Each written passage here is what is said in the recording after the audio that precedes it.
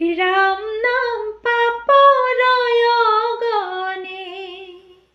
कृष्ण नाम मृत सञ्जीवने ओलुआ हेलुआ नाम सर्वधर्मय अनुपम এই নামে খন্দাব বিঘিনি